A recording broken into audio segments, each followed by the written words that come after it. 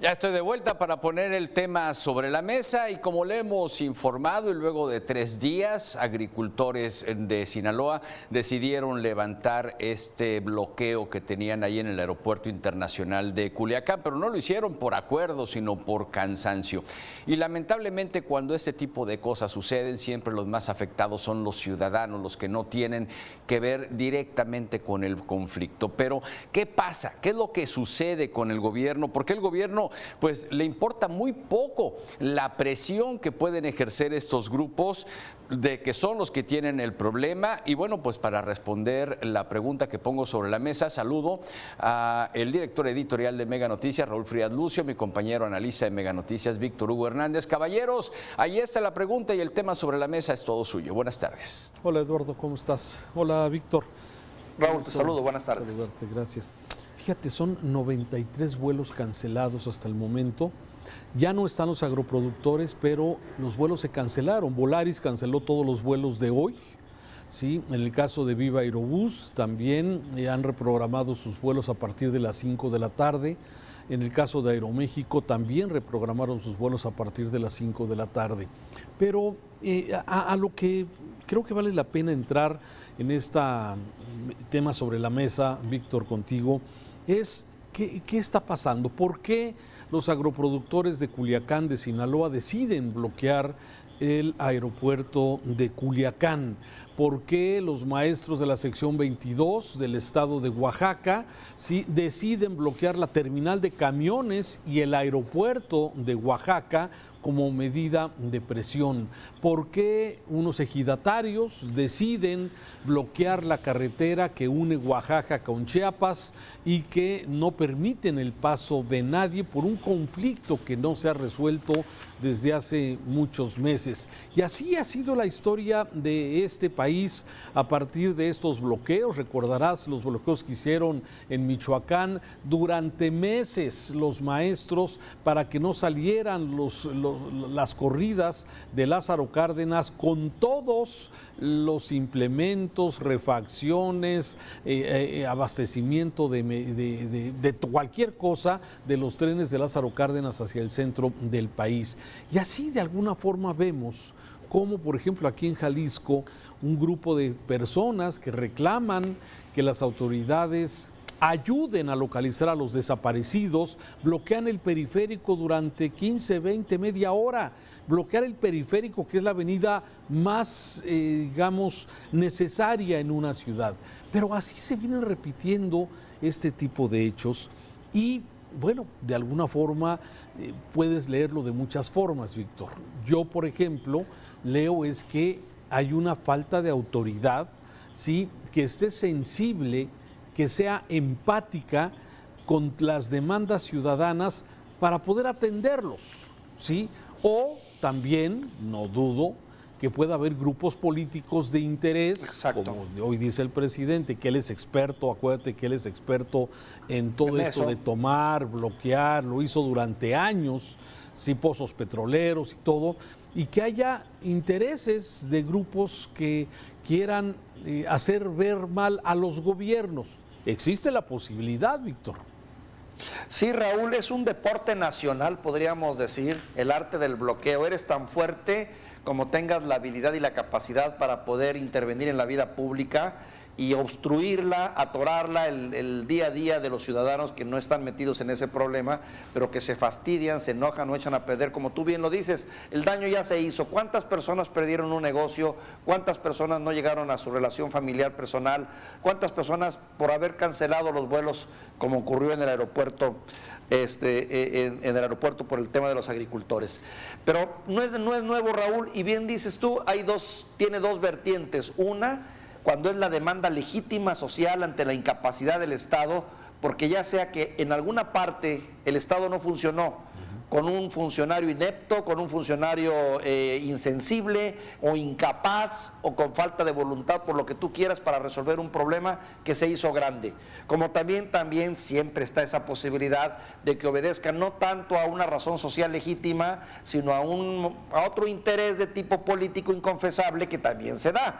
Entonces siempre nos encontramos ante esta disyuntiva, pero al final del día es la manifestación social que habla de un Estado que no está funcionando, al menos en el área, en este caso, en el caso de la agricultura, ¿no? Lo que está pasando con estos funcionarios responsables de darle una respuesta satisfactoria a estos agricultores, que sus motivos tendrán, tal vez algunos no son legítimos, pero tal vez otros muchos sí. En fin, es la guerra por conquistar la opinión pública, Raúl, y por ver quién gana más adeptos también en el fondo. Sí, pero a ver, eso tú bien lo ubicas, es a ver quién gana más adeptos, a ver quién de alguna forma gana la simpatía. Pero a ver, aquí estamos hablando de más de 10,000 pasajeros de avión en Culiacán, concretamente afectados con la cancelación, por lo menos, de estos 93 vuelos y los de hoy, que hay que sumarlo. Sí, y esto de alguna forma pues habla también de un tema que ellos lo que están pidiendo, los agroproductores están pidiendo pues un mejor precio de garantía para el maíz y para el sorgo, un tema que depende directamente del gobierno federal y que el gobierno federal ha dejado correr. Sí, y que el gobernador Moya Rocha, la verdad es que es, bueno, ¿qué capacidad, qué nivel tan pobre de gobernadores tenemos? Sugerirles a los agroproductores que no bloqueen el aeropuerto, que se vayan a bloquear las empresas privadas, MIMSA y todas de alguna forma. O sea, hasta el mismo presidente le tuvo que decir que no era lo correcto mandar a los agroproductores a que bloqueen las grandes empresas como una forma de presión. Fíjate cómo se va desvirtuando de alguna forma una protesta que no ha sido atendida, porque los agroproductores de Sonora y Sinaloa ya tienen, se puede decir que varias semanas protestando, y Segalmex, que es la empresa, digamos, del gobierno que debería atender esta demanda, pues no ha respondido. Y entonces, bueno, ahí va, hay que recordar, que crecen Raúl, los problemas. el embrete del que está metido Segalmex, ¿no? Yo creo que esta es una de las empresas ahorita que más problemas tiene en el tema de la corrupción, claro, y en el manejo de recursos. Ya vimos el escandalazo que traen, que no han podido darle una respuesta a cabalidad. O sea, eso podría explicar parte del problema, que son los que tendrían que comprarle los granos o estar haciendo las negociaciones.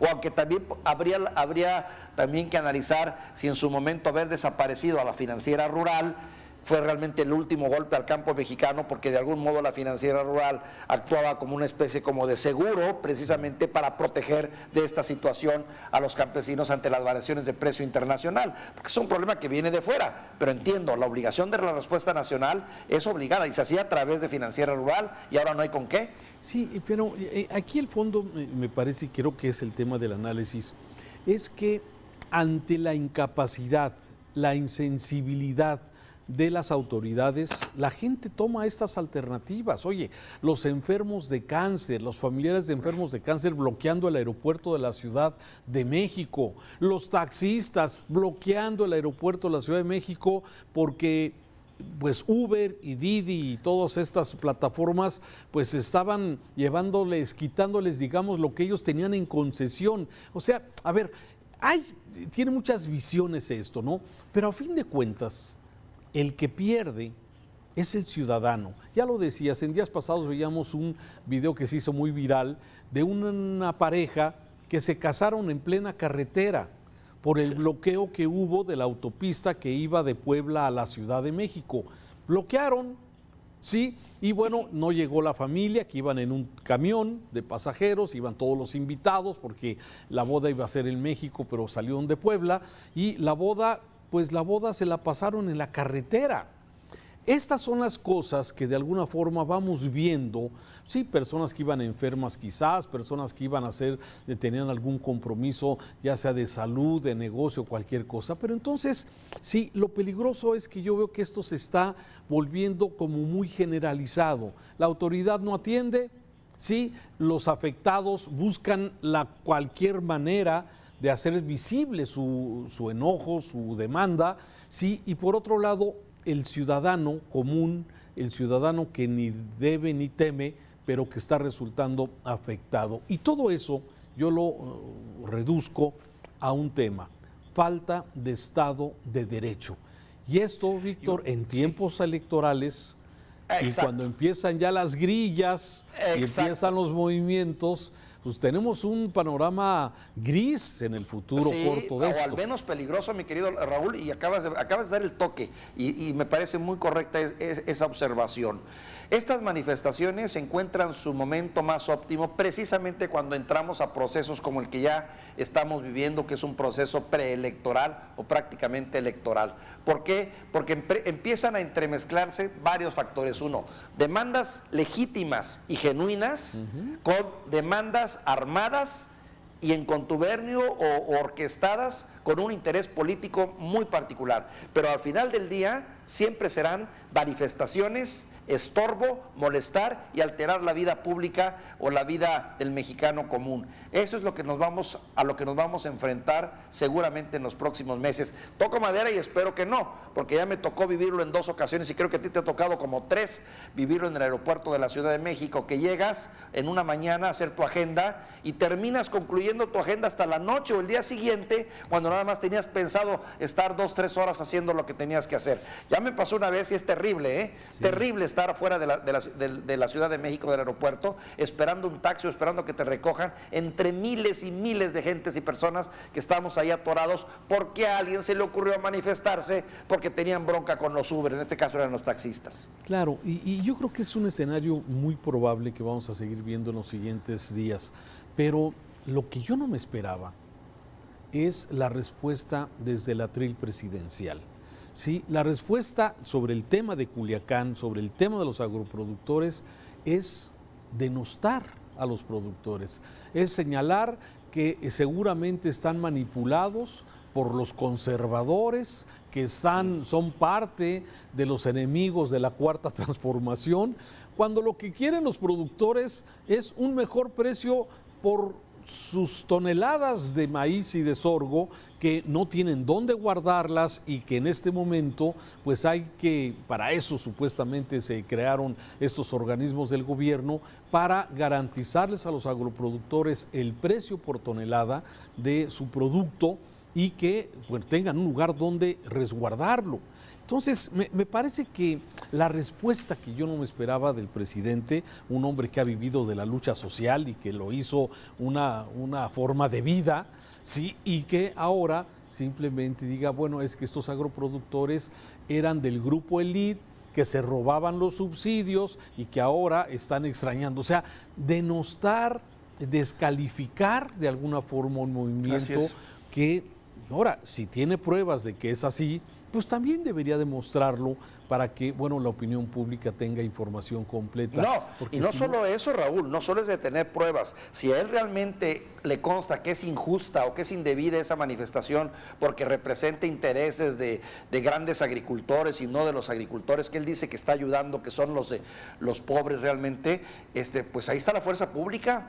No, que la respuesta es no se va a utilizar la fuerza pública y pues qué pena y una disculpa a quienes se les alteró toda su vida, ¿no? Pues yo creo que eso es incorrecto, ¿no? Para algo el Estado tiene el derecho a la fuerza, a la utilización de la fuerza pública ordenada, medida, adecuada en el momento en que se necesita. Pero volvemos al punto, ¿no? Un Estado en ese sentido que ha dicho no, porque le tienen pavor a la utilización de la fuerza pública y porque los fantasmas del 68 todavía rondan.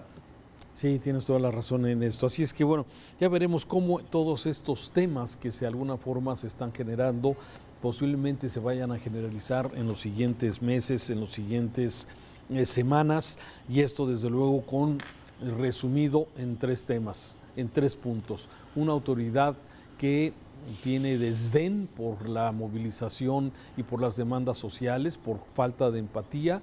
Un segundo tema que tiene que ver con una falta de Estado de Derecho, y un tercer punto que es la afectación que tiene directamente el ciudadano, sí, que resulta afectado con cualquiera de estas manifestaciones: bloqueos de terminal de camiones, bloqueos de carreteras, toma de vías de tren, tomas y cierres de periféricos o cualquier tipo de avenida, sí, con demandas que, como tú dices, pueden ser muchas de ellas muy legítimas, sí, pero que la autoridad no ha venido atendiendo. Pues qué tiempo, Raúl, y hay que prepararnos porque yo preveo que van a comenzar a incrementarse mucho este tipo de manifestaciones que alteran la vida y el orden del mexicano promedio, con muchos intereses de por medio. Pero bueno, ojalá me equivoque, ojalá no sea así, lo deseo. Te mando un saludo.